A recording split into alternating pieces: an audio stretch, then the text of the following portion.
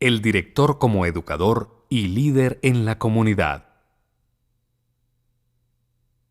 En el transcurso de este teletaller, hemos visto tres aspectos fundamentales en la dirección orquestal: el estudio de la partitura, la comunicación gestual y las técnicas de ensayo.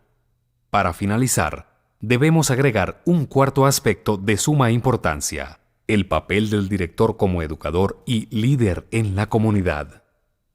Estar al mando de una orquesta, llevar la batuta, implica una experiencia mucho más amplia que la netamente musical.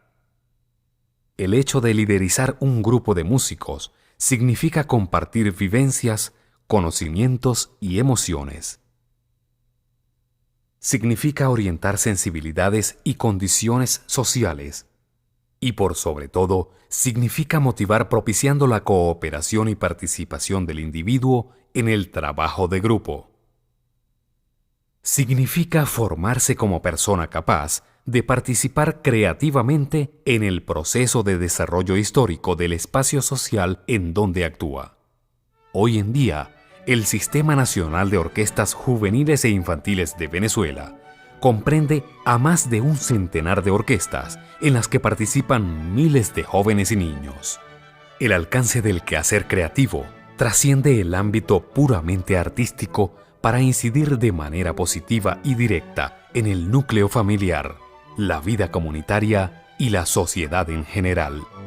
El ejemplo aportado por quienes conforman este maravilloso sistema inspira a jóvenes músicos y directores con vocación artística y social a superarse continuamente y abrir caminos para nuevas generaciones.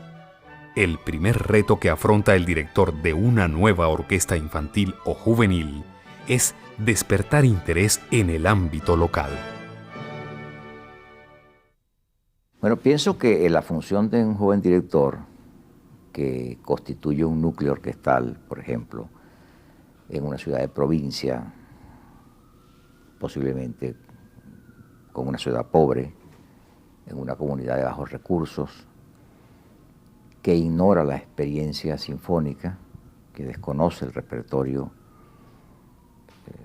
orquestal, en primer término es precisamente acercar la audiencia a la orquesta.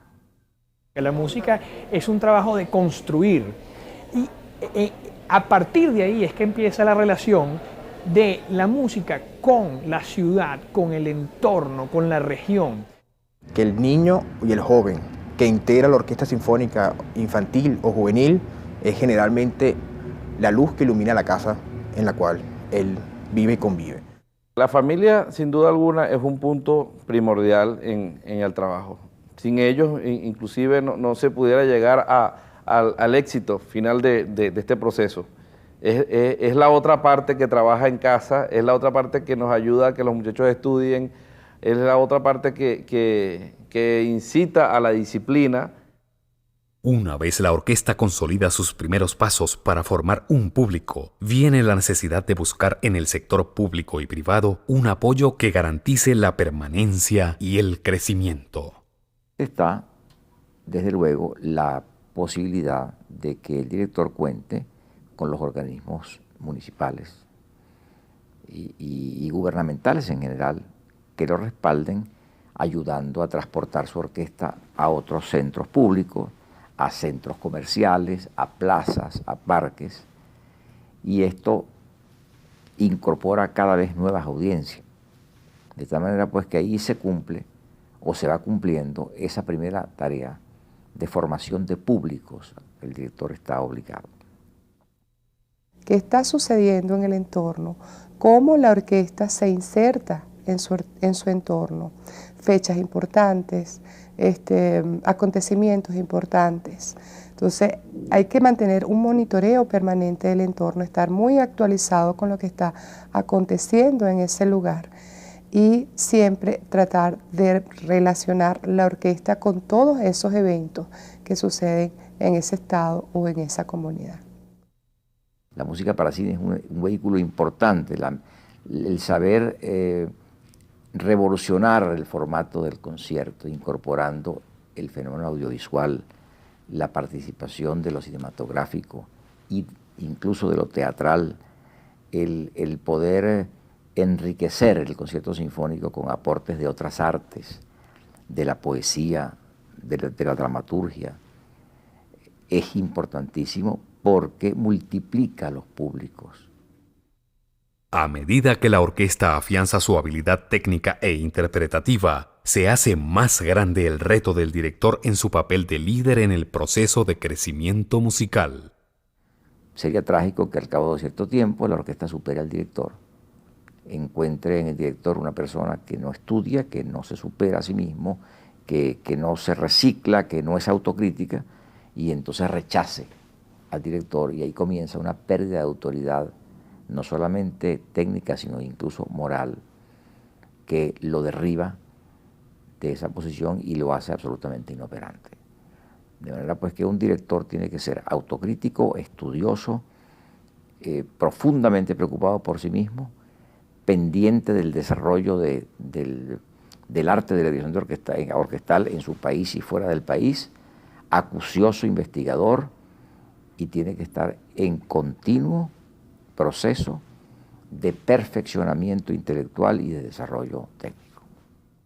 Está en manos del director auspiciar a base de persistencia, disciplina y sensibilidad el crecimiento musical de su orquesta, teniendo siempre ante sí un norte de desarrollo de personalidades que redunde en beneficios para la sociedad. Lo esencial, indudablemente, es la demostración continua del impacto social de la labor de la orquesta, porque el Estado se mueve fundamentalmente por una motivación social, maneja proyectos de alcance masivo.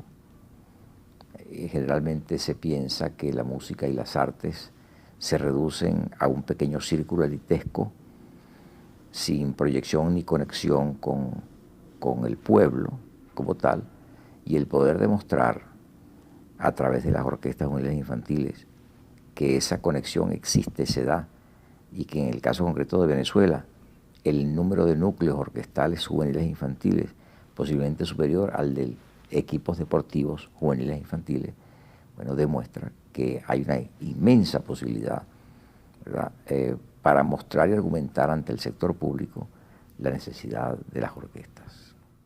Cantidad y calidad no se oponen entre sí, de manera pues que el hecho de desarrollar un proyecto social no significa que no se aspira a un nivel cualitativo muy alto, y al contrario, mientras más amplia es la base de la pirámide orquestal, la selección final de las orquestas cúpula o vértice va a ser mucho más depurada, mucho más refinada.